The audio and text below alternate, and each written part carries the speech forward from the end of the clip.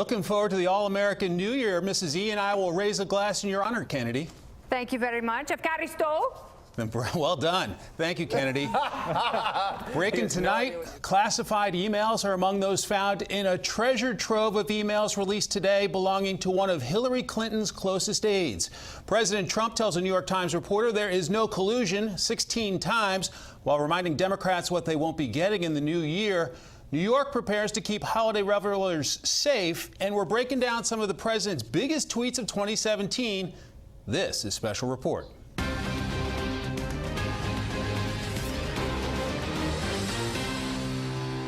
Good evening. Welcome to Washington. I'm Mike Emanuel in for Bret Baier. On this Friday before the new year, President Trump took to Twitter to warn Democrats about the agenda ahead, blasting Democrats over what he will not concede to when it comes to immigration. This as he granted an interview to the New York Times where he took a softer tone on the special counsel investigating Russia collusion, while also denying involvement more than a dozen times. Correspondent Rich Edson is at the Winter White House in West Palm Beach and joins us live with more. Good evening, Rich. Good evening, Mike. And President Trump has thrown immigration issues to the Congress, and now he's telling Democrats precisely what he wants. President Trump says he'll deal with Democrats, though he has conditions. He tweeted, quote, "The Democrats have been told and fully understand that there can be no DACA without the desperately needed wall at the southern border and an end to the horrible chain migration and ridiculous lottery system of immigration, etc. We must protect our country at all cost." I'm here today to announce that the program known as DACA that was effectuated under the Obama administration is being rescinded. Through executive action, President Obama created DACA to protect from deportation those brought to the country illegally as children. The Trump administration says it is ending those protections, arguing it's Congress's role to set immigration policy. I have a love for these people, and hopefully now Congress will be able to help them and do it properly. A senior administration official says the Democratic and Republican congressional leaders will meet Wednesday with White House Legislative Director Mark Short and Office of Management and Budget Head Mick Mulvaney to discuss immigration, government spending, and other issues. And in a 30-minute interview with the New York Times, the president said he wants Democrats and Republicans to work together on health care and a $1 trillion infrastructure package. He also softened his approach to special counsel Robert Mueller, telling the Times, quote, "Let's just say I think that Bob Mueller will be fair, and everybody knows that there was no collusion." The president says this investigation makes the country look bad and puts the United States in a very bad position. He denied multiple times his 2016 campaign colluded with the Russian government. The president instead mentioned Democrats, Hillary Clinton, and her deleted emails. Times asked him if he thought the Department of Justice should reopen its investigation into Clinton's emails. The president said, quote, "I have absolute right to do what I want to do with the Justice Department, but for purposes of hopefully thinking I'm going to be treated fairly, I've stayed uninvolved with this particular matter." He turned to international matters and a report that originated in South Korea alleging that China illegally supplied North Korea with energy. The president says he's been soft on China's trade policies because of its willingness to address North Korea. He says, quote, "China on trade has ripped off this country more than any other element of the world in history has ripped off anything. But I can be different if they're helping us with North Korea." President Trump added that he very much likes Chinese President Xi Jinping, that they're actually friends and have terrific chemistry. Though he says that the issue of potential war with North Korea is more important and the only thing more important than trade issues. Mike. And Rich, some Republican criticism for the new tax law? That's right. This comes from Florida Senator Marco Rubio. He was speaking to a local paper here. He says he's worried that the Republicans were too favorable to corporations in the tax law and that they're going to use the money that they get from the tax law to purchase their own shares and drive up their own stock. And then he says he worries that that won't be too dramatic for economic growth. Democrats have claimed the similar thing. They say it's a corporate giveaway that's going to add more than $1 trillion to the debt, though Marco Rubio does say that there are issues in it that he does like. He likes the expanded child tax credit, and he says overall the new tax law is going to be better than the current system. Mike. Okay, Rich, leading us off from West Palm Beach, Florida. Many thanks. This is a Fox News alert. Classified emails have been found among a slew of emails made public this afternoon from Hillary Clinton's very close aide, Huma Abedin. The State Department released the emails found on Abedin's estranged husband's laptop just hours ago. Correspondent Ellison Barber has been sorting through the documents and joins us live with what we're learning. Good evening, Ellison. Good evening, Mike. At 3 p.m. today, State Department released all of those emails in all around 2,800 documents. Many were heavily redacted, and oftentimes the same email appeared more than once. We are still reading through all of them, but so far at least 4 were later labeled classified. These emails are not from a government server. They're private emails seemingly forwarded from non-government servers to a personal laptop shared by Huma Abedin and her now estranged husband, Anthony Weiner. In one dated November 25th, 2010, and later labeled classified until 2025, someone sent then Secretary of State Hillary Clinton an email with talking points on what to say in an upcoming call to Saudi Arabia's foreign minister, and specifically how to address the pending release of documents in what became known as Cablegate, where WikiLeaks published a number of sensitive diplomatic cables. The note suggested Clinton say, quote, "I deeply regret the likely upcoming WikiLeaks disclosure," and, quote, "I seek your help in preventing WikiLeaks from undermining our mutual national interest." These documents were released because the conservative group Judicial Watch took the State Department to court. Judicial Watch President Tom Fenton says the release is a major victory, adding, quote, that these government docs were on Anthony Weiner's laptop dramatically illustrates the need for the Justice Department to finally do a serious investigation of Hillary Clinton's and Huma Abedin's obvious violations of law. It was tough to go through all of these documents, and right now we're still digging through them, but it was difficult in part because the website seemed to crash a number of times. Fox News reached out to Abedin's lawyer. So far, we have not heard back. Mike? Ellison Barber live here in Washington on a big breaking story this hour. Ellison, thank you very much. You bet. The Trump administration is overturning another Obama-era policy. The administration plans to rescind proposed rules for hydraulic fracturing and other oil and gas drilling practices on government land. The rules developed under the Obama administration would have made companies disclose the chemicals used in fracking. The change drew praise from industry groups that had sued to block the rules. Rough day for the markets for the final trading day of 2017. The Dow lost 118, the S&P 500 dropped 13, NASDAQ fell 46. For the month of December, the Dow was up almost 2%, the S&P 500 gained 1%, NASDAQ rose 0.5%. For all of 2017, it was a huge year. The Dow skyrocketed 25%. The S&P 500 rose nearly 20%. NASDAQ jumped 28%. We knew President Trump had a fondness for Twitter before he became president, and even after hinting he might not tweet as much when he got into the White House, we know it's the president's favorite form of communication and one that can really change the conversation. Tonight, we gave correspondent Kevin Corke the near impossible task of breaking down the president's top tweets of 2017. Over 2,400. That's the number of postings from President Trump's Twitter account since he took office back in January. His most popular of the year?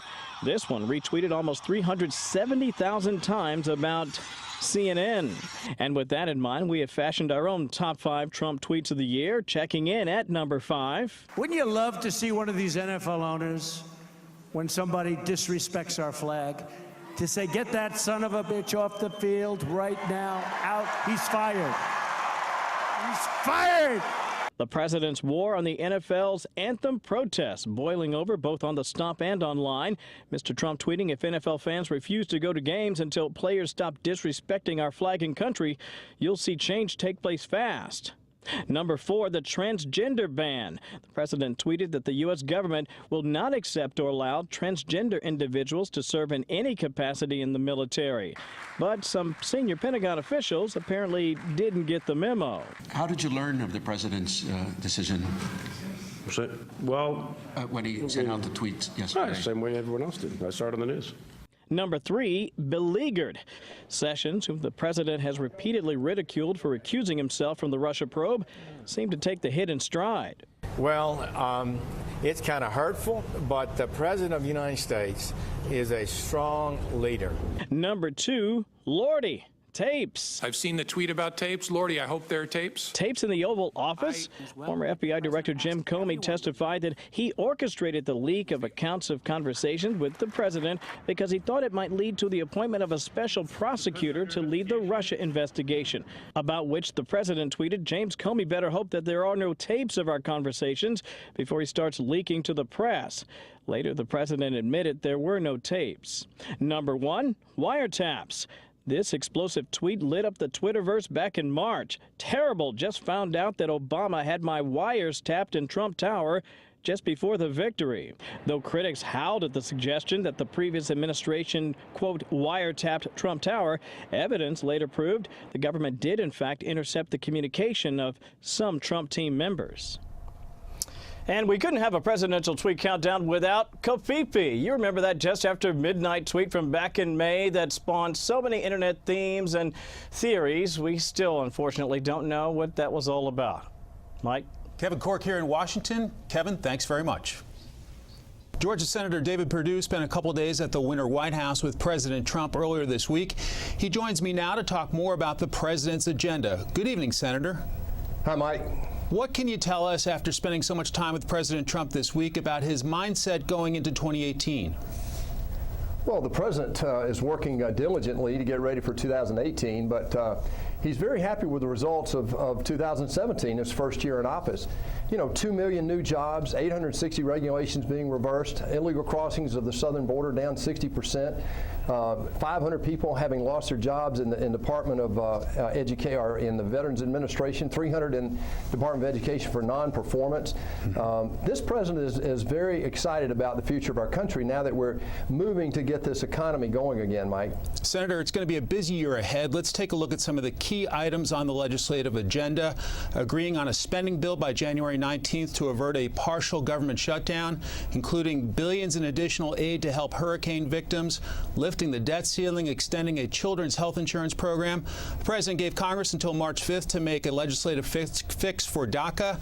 Mr. Trump is set to release his long-awaited infrastructure plan in January and push for a bipartisan deal with Democrats. The president's also said he wants to pursue welfare reform next year, and all this needs to be done before lawmakers shift their focus to the midterm elections in November. Senator, how hopeful are you about getting big things done in a midterm election year? Well, that's all you just mentioned. Sounds like we have a business guy in the White House for a change. I'm excited about that. He's moving at a business pace, not a bureaucratic pace. This president laid out 4 agenda items this year. We accomplished most of that. He's going to lay out his priorities for next year, many of which you just mentioned. And I'm excited about the prospects next year. Look, it is an election year, but we have a different leadership now in the White House. It's not going to be waved off his priorities by an election process in November. Yes, we want to get additional votes in the Senate. We want to keep the House, but this president wants to continue to get results. This economy is going to move now that we've started with regulatory work and this tax bill that we just passed. One of those issues on the agenda, sir, DACA, dealing with those young people brought to this country illegally by their parents. The president tweeted about it today, saying that Democrats have been told and fully understand that there can be no DACA without the desperately needed wall at the southern border and an end to the horrible chain migration and ridiculous lottery system of immigration, etc. We must protect our country at all costs. Your thoughts, Senator? Well, the president's been very consistent about that. He and Senator Cotton and I have been consistently saying that any solution for DACA has got to include an end to this archaic chain migration and money for border security at our wall on the southern border. Your colleague, Senator Marco Rubio, said tax reform may help U.S. corporations, quote, a little too much. On the other side, here is the attack from House Democratic leader Nancy Pelosi. It's as if they know they're going to lose the Congress, so they're just taking all the furniture, all the paintings off the wall, everything they can get to give away to corporate America. You're a former Fortune 500 CEO. What is your response to those criticisms? Well, both of those sound like something you would expect a Democrat to say. Look, that's what's wrong with Washington. These career politicians make these sweeping comments from a point of view that has no basis of experience in the free enterprise system. They just don't understand how the free enterprise system works. Look, Mike, the best thing we could do for the American worker, the American consumer, for anybody that works in America, is to help our businesses, large and small, become competitive again with the rest of the world. Look, Nancy Pelosi's from a party that just gave us the lowest economic performance in 8 years in the history of our country, 1.9% growth. They're not exactly the people I'd look to for the future direction of the country. Senator, speaking of Democrats, President Trump vented his frustration with folks like West Virginia Senator Joe Manchin, saying he talks bipartisanship but doesn't do anything. I asked House Majority Leader Kevin McCarthy last night about dealing with Democrats. I had a number of Democrats individually come up to me, tell me they liked the plan, they were going to vote for it. In the last days, they came to me and said that they were getting whipped from their own leadership that would not allow them to vote for the bill. We need to be able to break this logjam, to be able to work together, find common ground. So in that environment, Senator, how do you get anything significant done? Well, you heard from Kevin McCarthy the problem. The problem is gridlock, and the minority party is causing that right now. But there are signs of encouragement. You know, we did pass a bill 97-2 this year that allowed the head of the Veterans Administration to fire people for cause. And since that time, they have fired over 500 people, and the Veterans Administration is getting better. So there are points of view that we need to bring in here. But frankly, this immigration issue is one that we have to have a bipartisan solution, and we believe we can do that early in this new year. The president's going to keep focus on that as we get back to work next week. Well, Senator David Perdue, thank you for your time, sir. I look forward to seeing you back here on Capitol Hill in the new year. Absolutely, Mike. Thanks. President Trump is calling China out. The defense secretary is promising to ramp up pressure, and Beijing is denying it all after evidence shows the country may have helped North Korea in violation of UN-imposed limits. Lucas Tomlinson with the details from the Pentagon. Please raise their hand. Defense Secretary Mattis predicts more actions against North Korea following the latest round of UN sanctions. I think you will see increased pressure. What form that pressure takes in terms of physical operations is something that will be determined by the cognizant governments. South Korea says it seized a cargo ship last month, claiming the vessel was illegally transferring 600 tons of oil at sea, an action prohibited by a UN resolution passed in September. The Hong Kong-flagged vessel Lighthouse Winmore entered a South Korea port on October 11th to fill up with oil. But instead of heading south to Taiwan as scheduled, the ship rendezvoused with a North Korean ship a week later. The transfer captured by U.S. spy satellites and released by the U.S. Treasury Department last month. It was only yesterday President Trump reacted on Twitter, quote, "Caught red-handed, very disappointed that China is allowing oil to go into North Korea. There will never be a friendly solution to the North Korea problem if this continues to happen." But before blaming the Chinese, President Trump was praising them just last month while visiting Beijing. I thank President Xi for his recent efforts to restrict trade with North Korea. Together we have in our power to finally liberate this region and the world from this very serious nuclear menace.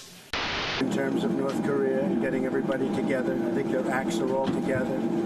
China has been excellent. In a New York Times interview, President Trump says he's gone easy on China because the only thing more important to him than trade is war. Chinese have been notorious for decades now for publicly agreeing to sanctions and then privately not enforcing them. So we're seeing yet another case of this again. China accounts for 90% of North Korea's trade, but Beijing denies any involvement with this ship despite being registered in Hong Kong and leased to a company in Taiwan. Russian smugglers have also been accused of supplying North Korea with illegal oil at sea. Mike? Lucas Tomlinson live at the Pentagon. Lucas, thanks very much. How do you keep millions of people crammed into a major metropolis safe on New Year's Eve? How New York plans to do it next.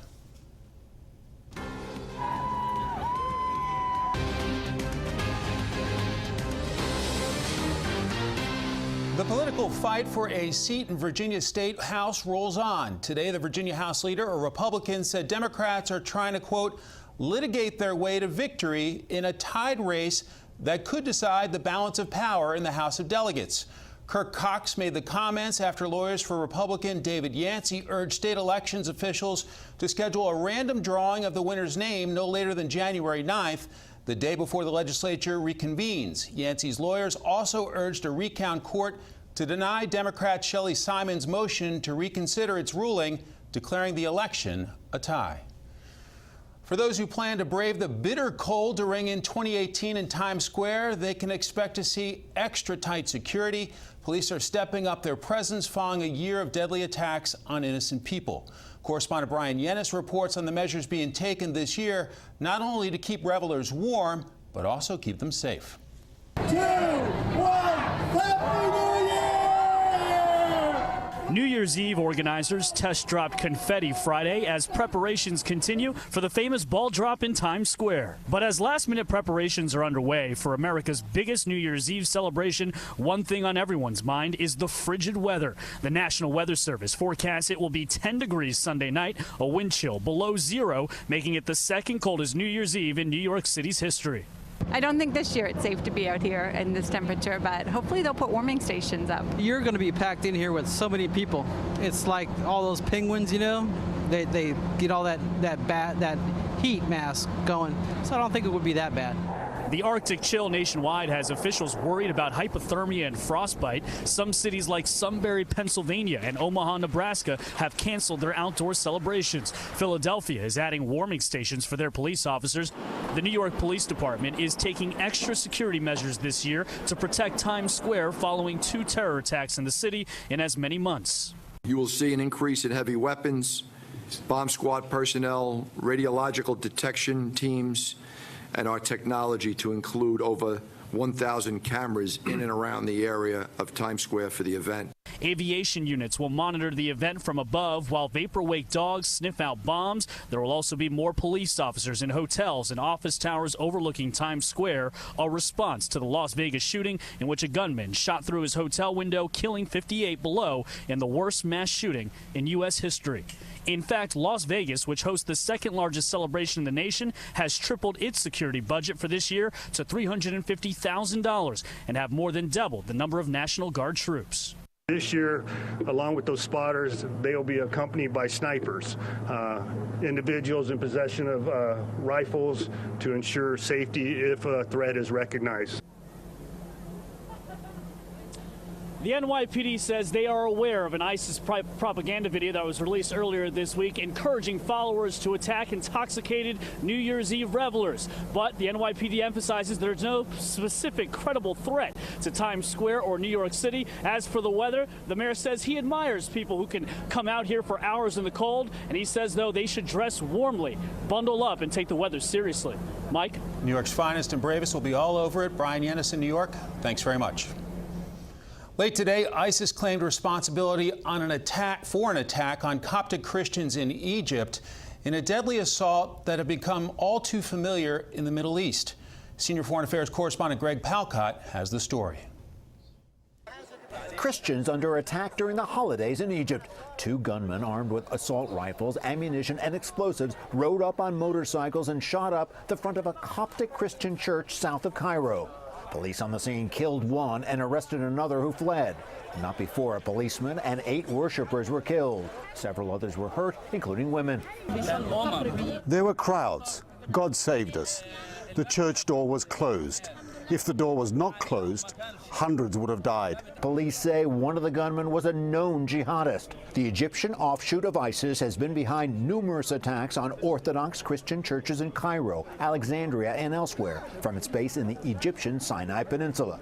Coptic Christians are the biggest religious minority in Egypt, totaling 10% of the population. Some 100 Christians have been killed there in the last year. They usually use their very ruthless and violent attacks on Christians and other non-Muslims as propaganda. They use slaughter as propaganda. It is not just Christians. Over 300 Muslims were killed at a mosque attack earlier this year in the Sinai. All trouble for the government of Egyptian President Abdel Fattah al-Sisi, who is strongly supported by the Trump administration. Despite complaints from Christians and others that he's not doing enough, Sisi has made counterterrorism a keystone of his government. But it seems the harder Egypt cracks down, the more dangerous the terrorists become, especially as ISIS loses ground elsewhere. In Egypt, I think we can see this as a really developing battlefield or place of battle with the global jihadist movement. Egyptian officials have already made plans to step up security for New Year's and the Orthodox Christian Christmas on January 7th. Authorities, no doubt, will be doubling down on that. Mike. Our Greg Palcott reporting. Greg, thanks very much. Up next, the crisis reshaping the European landscape.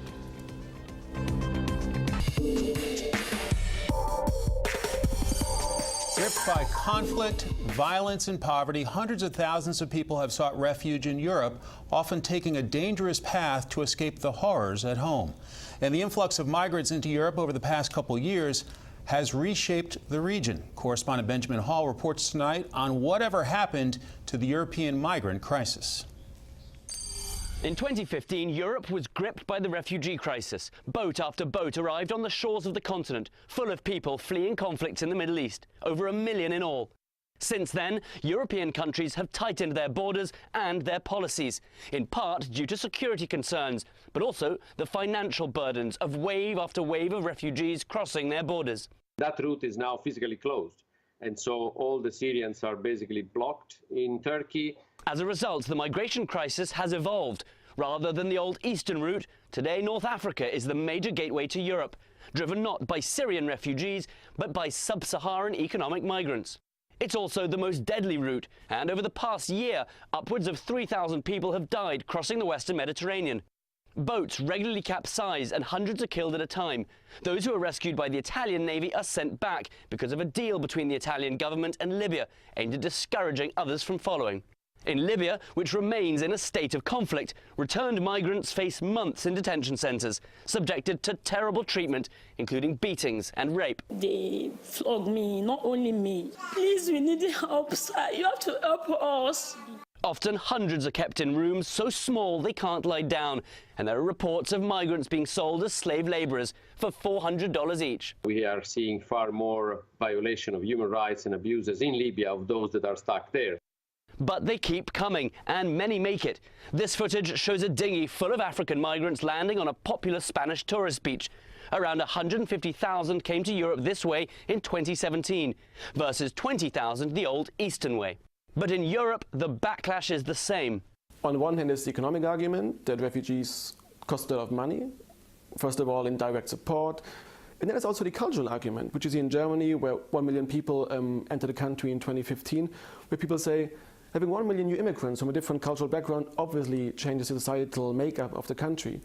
Most significantly, the refugee crisis is behind a major rise in populism and right-wing parties.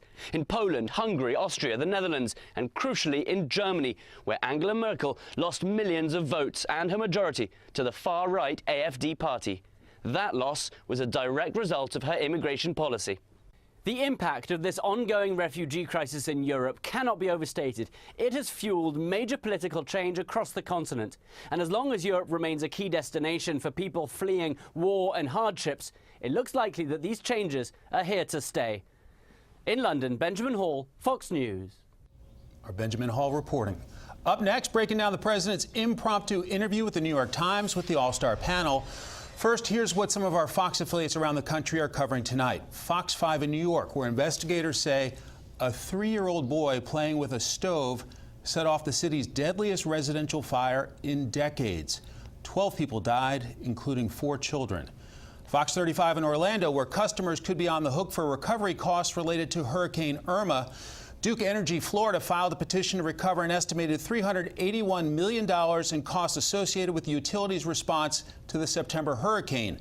The company is also seeking $132 million to replenish its storm reserve for future storms.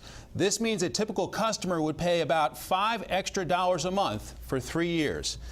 And this is a live look at Austin from Fox 7. Traffic is back to normal, but people are still buzzing about the avocado truck that caught fire in Ellis County. The semi-truck went up in flames Thursday morning on Interstate 35. It is not yet clear what caused the crash, but there were no reports of any injuries. About 40,000 pounds of avocados were destroyed in the fire. Holy guacamole. That's tonight's live look outside the Beltway from Special Report. We'll be right back.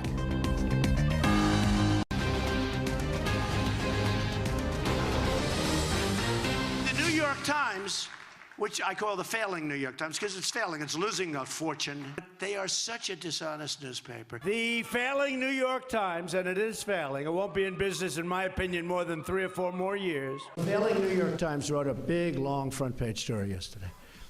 And it was very much discredited, as you know. It's a joke. If you're reading a story about somebody, you don't know, you assume it's honest because it's like the failing New York Times, which is like so bad. It's so bad. But President Trump, feeling generous, decided to give the New York Times a whole lot of access during his winter holiday. With that, let's bring in our panel. Jason Riley, Wall Street Journal columnist and senior fellow at the Manhattan Institute. Sarah Westwood, White House correspondent for the Washington Examiner. And David Catanese, senior politics writer for U.S. News and World Report. Gentlemen, lady, welcome. David, your top headline to come out of that? My top headline is that he says Robert Mueller is going to be fair to him in this investigation, and he didn't call for it to be ended. And I think that shows some influence of the White House staff attorneys calming the president down on this, knowing that he's in a precarious legal position to not push at Mueller, not sort of prod him. And to me, that was the most interesting, given, that he also said no collusion, I think, a dozen times. So he is still maintaining his innocence, but in this interview, at least, he said he's allowing, special counsel Robert Mueller to do his job, at least, per a couple seconds ago when he hasn't tweeted yet, right? 30 minutes with a reporter's dream, could make some White House staffers a little gray, huh, Sarah? Absolutely. What we're hearing is that President Trump gave no heads up to his staff before he took this interview. It was sort of a right place in the right time situation for the New York Times reporter who happened to be down there having lunch in Mar-a-Lago. And certainly there were some things that I think President Trump said that his staff may not have liked. For instance, we spent a whole day talking about what rights President Trump does and does not have when it comes to interfering in elections, investigations at the Department of Justice and reopening the Clinton email investigation. And what I thought was most interesting about the interview was the sort of centrist tone that he struck when he was talking about legislative items. He was talking about disappointment that Senator Joe Manchin didn't come to the table to negotiate. That's a state he won by a lot. He was talking about his willingness to negotiate bipartisan deals on health care reform and on infrastructure. So that was it was a more moderated tone than we've heard from him. Interesting, going after Manchin, saying he talks bipartisanship and then you don't hear from him. So we wait to hear the senator's reaction to that. Jason, your thoughts? I thought his remarks on immigration were interesting. He once again laid down where his markers are.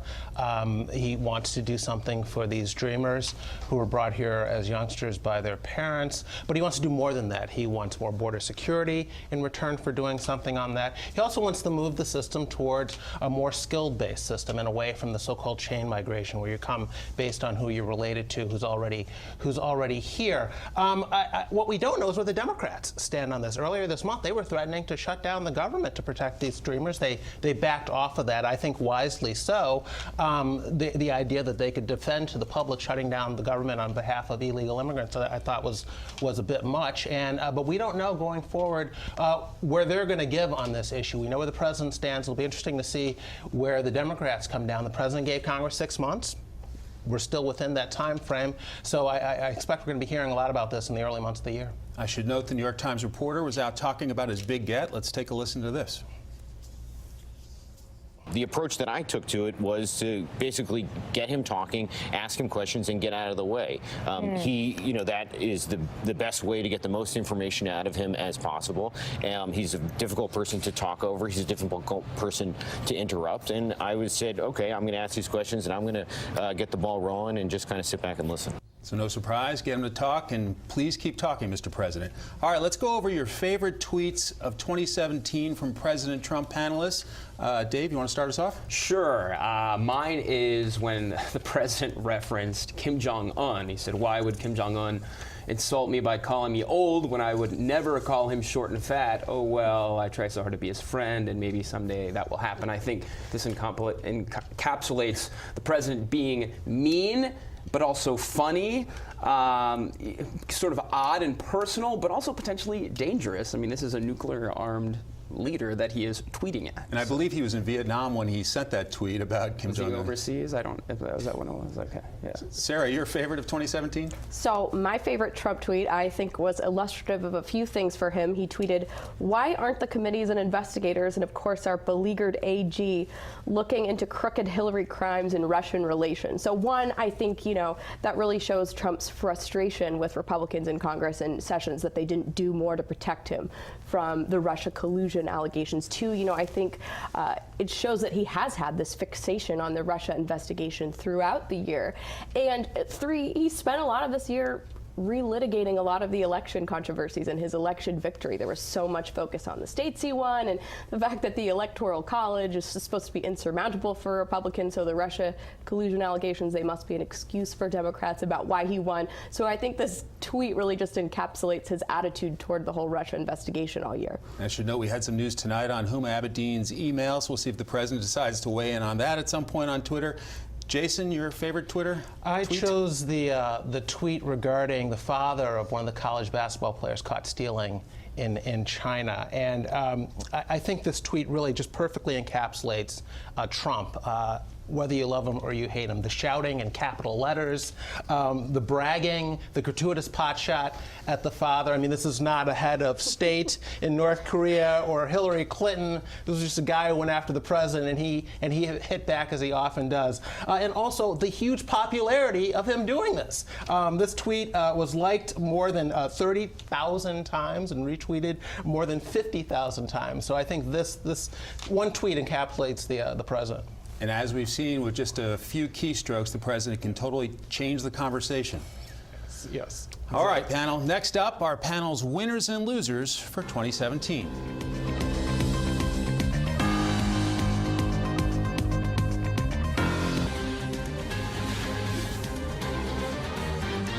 I will tell you this in a non-braggadocious way. Luther will definitely win. We have come so far.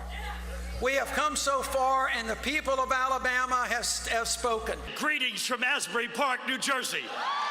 Virginia, we have witnessed yet another Democratic sweep today. He's fired! This is my final speech on the floor of the United States Senate. It's always a lot of fun when you win. If you work hard and lose, that's not acceptable. You're not pretty enough. You're not thin enough. You're not this enough or that enough. Well, say, forget it. I am me, and I am more than enough. Plenty of winning and losing this year, and we're back with our panel, Jason, Sarah, and David. Jason, your winner of the year? My winner of the year is the Republican Party. I think the GOP voters in particular took a huge gamble on President Trump, a non-politician that they elected. They gave the Republican Party control of Capitol Hill, control of the White House, and despite an early stumble with Obamacare, the party delivered. They showed that Washington could be governed and that the Republicans couldn't just win elections. They could also govern and deliver. They've delivered on regulatory reform, energy production, tax reform, even chipping away at a central pillar of Obamacare and the individual mandate. And I think this will bode the party well going into 2018 in these midterm elections. Now they have something concrete to run on, several things concrete to run on. And if people see their paychecks increasing, if they see job creation continuing, if they see economic growth continuing, maybe they decide to come the midterm elections, we don't need to switch control of Congress. Sarah, David, your Jason, thoughts? They lost the 3 statewide elections this year. They lost the Virginia governorship, the New Jersey governorship, and they lost the Alabama Senate race. How can you say they're winners if they had 3 big losses on the board? On their legislative record, I think if you looked at the first 6 months of this administration, you would not have seen the second 6 months coming. I think they ended very strongly and produced a lot more than even some of their biggest cheerleaders thought they would produce, particularly with tax reform. The biggest tax reform in 30 years. That's not nothing. Sarah, your winner? My winner, also a Republican, House Speaker Paul Ryan, I think is the winner of 2017. He went 5 for 5 in House special elections from Georgia 6 to the Montana at-large special election, while McConnell, like Dave mentioned, managed to lose Alabama. Paul Ryan actually passed Obamacare repeal. It was the Senate that was unable to get it over the finish line. He achieved a career-long dream of this historic tax cut package, and he avoided the kinds of conservative rebellions that really plagued his predecessor, John Boehner. The conventional wisdom at the start of the year was that the House was the rowdy chamber and the Senate was where all the sensible Republicans worked. Now, House Republicans have been able to work together a lot more effectively than Senate Republicans. I hope Steve Bannon is listening to this, because he sees the Paul Ryans and the Mitch McConnells as the enemy that he wants to primary in these upcoming elections next year. When you mentioned that tax reform was a dream for Speaker Ryan, does he stick around? Panelists? I mean, look, I think if they hold the House, I think there will be a lot bigger, much bigger incentive for him to stick around. But right now, the House looks in play, and part of it is because that tax reform bill is not very popular. They have a year now to make it popular with the voters. But right now, I mean, Mark Meadows was out today and quoted in the Washington Post, fearing that they could lose 15 to 18 seats. You have some prognosticators already putting it higher. The Democrats only need to flip 24 seats in the House, and the House is theirs. And then I think Paul Ryan moves. Well, some of that popularity or unpopularity has to do with the coverage.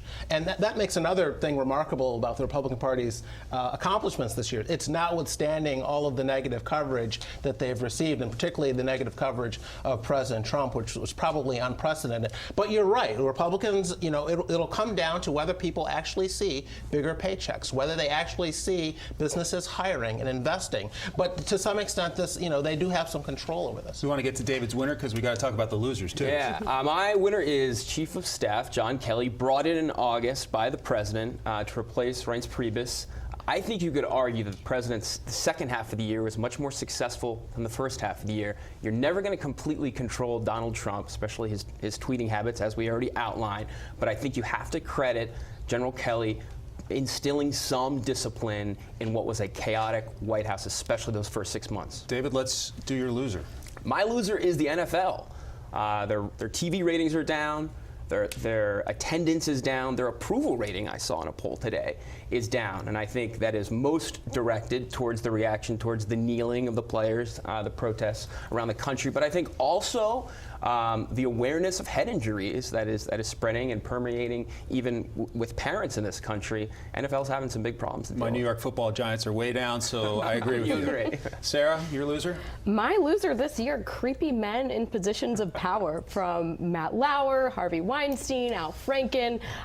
This is obviously a pervasive problem. Some of these allegations dated back decades, and yet it took till 2017 for them to come to light and these men to be held accountable. It's a bipartisan problem. You had everyone from Franken to Republican Congressman Trent Franks who lost their seats over these allegations. Both parties took this Me Too movement seriously, so I think that they are undoubtedly some of the biggest losers of 2017. Jason, your biggest loser? My biggest loser is the Washington press corps.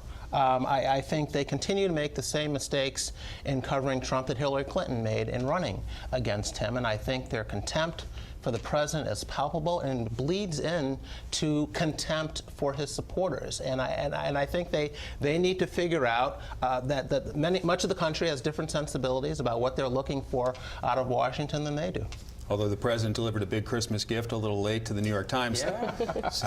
The failing New York Times, yes. He keeps going back to the embodiment of the Washington press corps establishment. The New York Times, it's his favorite print outlet to speak to. Yeah. And then he'll go and criticize it. So I think there's a codependency there, and that he doesn't like to acknowledge. I think the Times does enjoy bashing him, and it is good for their subscriptions and for their readership. At the same time, I think that Trump gets a lot of mileage, and has from the beginning. I mean, without that press coverage from cable news when he was running, covering his rallies, that meant they were covering his rivals less often, and he benefited from that. So I think there's a love-hate relationship there. All right, well, that was fun. When we come back, some of the best things said this year.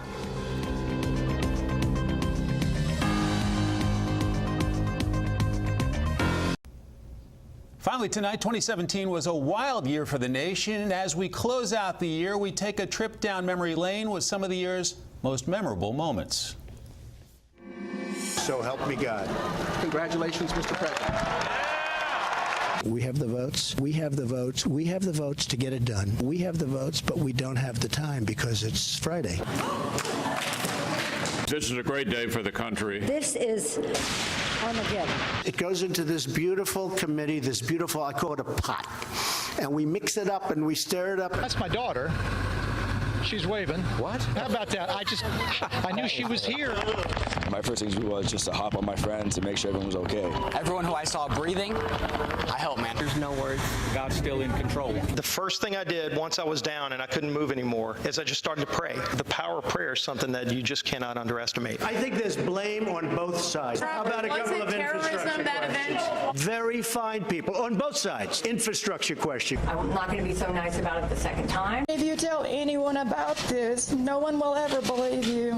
We all have the right to be believed. Back up, you creep. He has accomplished one thing that I don't think anybody in America thought was possible, and that's getting a Democrat elected in the state of Alabama. I've made my share of mistakes, but my mistakes were never a crime. I've basically spent a conflict-free life. Lordy, I hope there are tapes. Slapai 2009 at Yandex, marvijodel@gmail.com. Are you aware of those? No. I did not collude with Russia. Rocket Man is on a suicide mission. That's a President Trump original. But I thought I'd last longer than like a carton of milk. You are doing public speaking now. There's been a Q&A. There has been a Q&A. It's a little nicer. I'm not quitting. I'm not getting fired. And I don't think I'll fire anyone tomorrow. Wow, would you look at that? It's a total eclipse of the sun.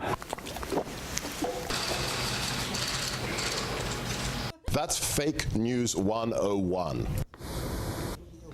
Never a dull moment this entire year. Thanks for inviting us into your home tonight. That is it for Special Report tonight and for the year of 2017. Take a sip of water. Wishing you all a very happy, healthy, and successful 2018. The show will be back and live on Monday to bring you all the latest news in the new year. The Story, hosted by Trish Regan, starts right now.